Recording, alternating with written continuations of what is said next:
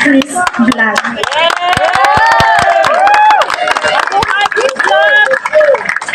Ganun po.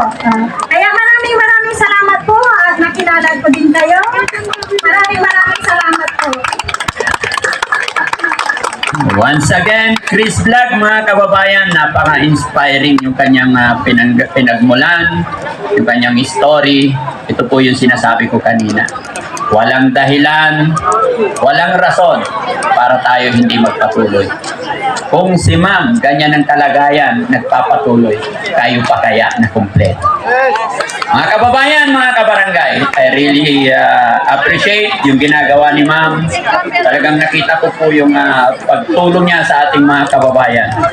Kaya sa gabing ito, maglalambing po ako sa inyong lahat, mga kababayan. Suportahan natin, Chris Vlog po, napakalaking bagay. Share natin yung kanyang mga upload videos. Pag-heart nyo po, pag-share ay malaking bagay na po yan para mas makatulong pa siya. Ganon din po sa mga kapanood ng video ito. Sa lahat na nagmamahal kay Daddy Frankie, 8.5 million sa aking Facebook page. Please, pakisupport natin si Ma'am Chris Vlog. Hindi lang po si Ma'am Chris Vlog, mga kababayan, lahat po na nakikita natin na nag-upload ng kanilang mga videos, pag nakita po natin yan, yaman din lang na naka-online tayo, i-share po natin. Huwag natin ipagkait yung pag-heart, pag-share para lahat tayo. Diba? Yun. Maraming salamat pong muli, Ma'am Chris Vlog. Tuloy-tuloy lang po tayo. God bless. Sana maging magandang halimbawa si Ma'am Chris Vlog. Salamat po and magandang gabi. Ayan, pa-picture tayo kayo. Okay.